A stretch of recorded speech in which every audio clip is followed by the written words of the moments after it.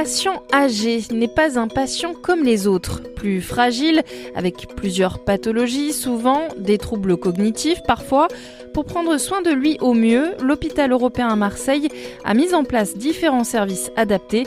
C'est le sujet de notre émission aujourd'hui, en partenariat avec l'hôpital européen et la Fondation Ambroise Paré. Parlons santé. Maude de Bourquenay, Dialogue RCF. Bonjour docteur Katia Magalon. Bonjour. Vous êtes médecin gériatre à l'hôpital européen. Et bonjour Cécile Vives. Bonjour. Vous êtes infirmière gériatrique des urgences. Alors, est-ce que le patient âgé a le droit à un traitement spécial, entre guillemets, à l'hôpital européen ? Oui, il a droit à un traitement spécial dans le sens où, ici à l'hôpital européen, on a monté une filière gériatrique pour les personnes âgées, c'est-à-dire en fait c'est une prise en charge globale de la personne âgée avec justement l'infirmière gériatrique aux urgences. Après, on a également un court séjour gériatrique, on va y revenir tout à l'heure, enfin on en a deux pour être plus précise, et on a également ouvert un hôpital de jour gériatrique en 2022 pour la prise en charge gériatrique des personnes en ambulatoire et également des consultations gériatriques externes. Alors on va détailler un peu tout ça. En quoi c'est important quand même de s'adapter justement aux personnes âgées, peut-être Cécile ?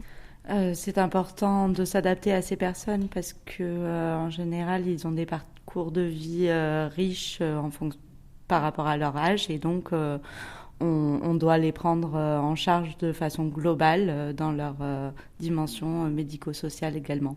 Voilà, donc en fait c'est surtout aussi que c'est une population qui est très hétérogène en fait parce qu'on ne vieillit pas tous de la même manière.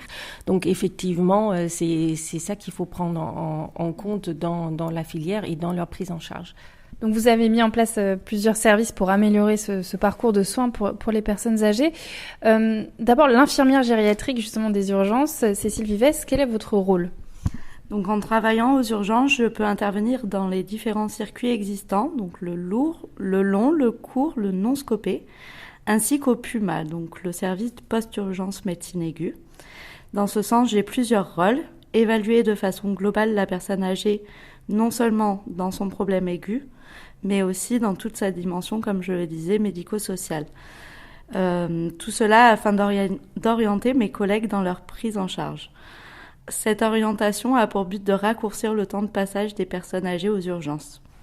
Enfin, en faisant cette évaluation, mon rôle m'amène régulièrement à contacter différents professionnels afin de garantir un retour à domicile sécurisant. Quels sont vos différents challenges ? Donc mon challenge numéro 1, c'est que ça fait 3 mois que j'ai commencé. Donc c'est déjà de trouver ma place dans mon équipe. Ensuite, travailler au cœur des urgences m'amène régulièrement à revoir la temporalité avec mes collègues et avec mes patients. Prendre en charge un patient âgé aux urgences demande de prendre le temps nécessaire aux soins que mes collègues n'ont pas forcément, en particulier par exemple avec les personnes ayant des troubles cognitifs. Associer les soins d'urgence avec l'anxiété que cela engendre bien souvent pour les personnes âgées est un challenge, mais qui me plaît beaucoup car je suis là justement pour ralentir la cadence si le patient en a besoin. Et enfin, il y a aussi mon rôle auprès des soignants de ville que je dois développer afin de prévenir les risques qui pourraient entraîner une prise en charge aux urgences. Je travaille par exemple avec les médecins généralistes, les infirmiers libéraux, le CCAS, le DAC, et le docteur Magalon, évidemment. Docteur Magalon, pour vous, quelle est l'importance aussi de cette IGU, infirmière gériatrique des urgences ? Alors son rôle, il est effectivement primordial parce que comme elle a bien dit tout à l'heure, elle fait un peu le lien entre la vie et l'accueil stressante, urgente et rapide aux urgences et un peu en fait c'est la personne âgée souvent polypathologique avec par moment des troubles cognitifs, enfin dans les cas des maladies neurodégénératives qui ont forcément une autre temporalité et c'est justement c'est prendre en compte en fait ces particularités, s'adapter à cette population quand même très spécifique avec son expertise d'infirmière gériatrique des urgences. Donc c'est vraiment c'est un rôle clé aux urgences pour la bonne prise en charge des personnes âgées. Il y a également une équipe mobile gériatrique. Alors, quelles sont ses missions ? Oui, alors l'équipe mobile gériatrique, en fait, nous, on a ici à l'hôpital européen, il s'agit d'une équipe mobile gériatrique intra-hospitalière. Donc, c'est-à-dire on intervient dans tous les services dits non gériatriques à la demande justement du service ou du médecin. Nous, on est là pour apporter une expertise gériatrique dans ces services-là, de dispenser notamment une évaluation gériatrique approfondie, c'est-à-dire une évaluation médico-psychosociale un peu global. Par exemple, en cardiologie, on fait des bilans on fait des bilans oncogériatriques dans les services d'oncologie, mais également en fait des suivis ou des évaluations pour des patients en pré- et post-hospitalisation. On est là pour apporter en fait une orientation thérapeutique, éventuellement une adaptation thérapeutique également. Ou aussi, on est là pour donner une aide à l'élaboration du projet de soins. Et aussi, on est là pour aider aussi à la préparation de sortie des patients. Donc voilà. Une autre mission de l'équipe mobile gériatrique, c'est aussi de promouvoir la culture gériatrique au sein de l'hôpital, dans des services qui n'ont pas trop l'habitude de prendre en charge des patients âgés, mais on sait tous que la population âgée, la population vieillit de plus en plus, et en fait, les personnes âgées, ils sont dans tous les services et pas qu'en service de gériatrie, et ont besoin justement de cette prise en charge un peu particulière et personnalisée. Par rapport à cette équipe mobile gériatrique, justement, quelles sont peut-être les différences avec l'infirmière gériatrique des urgences et justement en quoi est-ce que vous êtes complémentaires, est-ce que vous travaillez ensemble ? La différence, c'est tout simplement que le service des urgences, le patient, lorsque je le vois, il va pas forcément être hospitalisé. S'il n'a pas de raison d'être hospitalisé, mon rôle, c'est d'intervenir avec les équipes de ville. S'il est hospitalisé, mon rôle est de prévenir dans ces cas-là l'équipe mobile de l'hôpital, donc le docteur Magalon, pour qu'elle puisse, par exemple, réévaluer un service si besoin. Surtout dans les prises en charge aiguës, on sait que le patient, je vais l'évaluer, mais il va sans doute avoir besoin d'être réévalué par la suite, une fois que son problème aigu aura été résolu. Voilà, dans ce sens-là, nous travaillons ensemble. Je travaille avec le docteur Magalon. Autre dispositif spécial, il y a le service de médecine aiguë gériatrique, le MAG. En quoi ça consiste ? Alors, le service de médecine aiguë gériatrique, c'est un service de court séjour gériatrique et qui a ouvert ses porte en 2023. C'est un service avec une particularité parce qu'il privilégie les admissions directes, c'est-à-dire le patient âgé arrive directement dans les services sans passage aux urgences dans la mesure du possible, justement pour éviter les séjours souvent un peu longs, stressants, etc. Aux urgences. Donc il est tenu par plusieurs médecins avec une formation gériatrique pour prendre en charge des problèmes aigus des personnes âgées. Donc justement, le MAG permet d'éviter, dans la mesure du possible, un passage aux urgences, vous l'avez dit.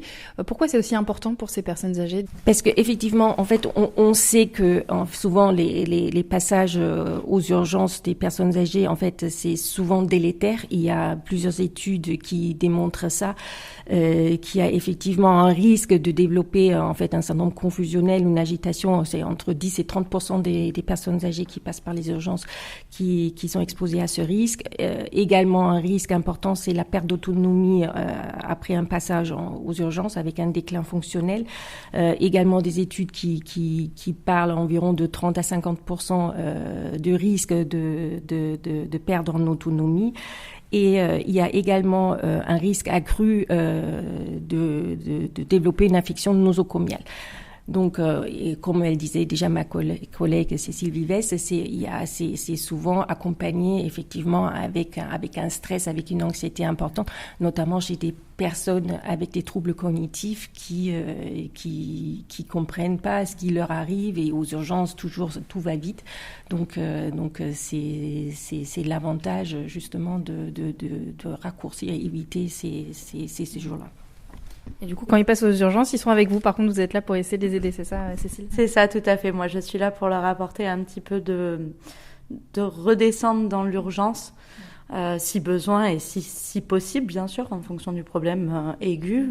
C'est pas toujours possible, mais quand ça l'est, mon rôle est justement là de prendre le temps avec eux et d'aider à leur évaluation globale auprès de mes collègues médecins et urgentistes. Il y a un dernier sigle, le CIMA, Service d'investigation médicale aiguë. C'est un service de diagnostic, c'est ça? Expliquez-nous un petit peu. C'est le CIMA, c'est un service de médecine polyvalente post-urgence. Donc, c'est un service qui accueille surtout une population qui est passée par les urgences, dont les patients âgés. Donc, en fait, c'est un service avec une équipe médicale pluridisciplinaire, avec des médecins généralistes, urgentistes et aussi gériatres.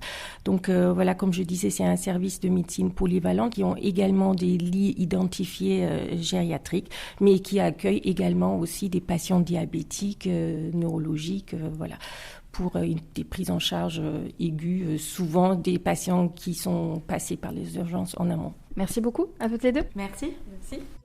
Parlons santé. Maude de Bourquenay, Dialogue RCF. C'était le docteur Katia Magalon, médecin gériatre, et Cécile Vives, infirmière gériatrique des urgences à l'hôpital européen Marseille. C'est la fin de cette émission. Merci chers auditeurs et auditrices de l'avoir suivie. Vous pouvez la retrouver en réécoute sur rcf.fr.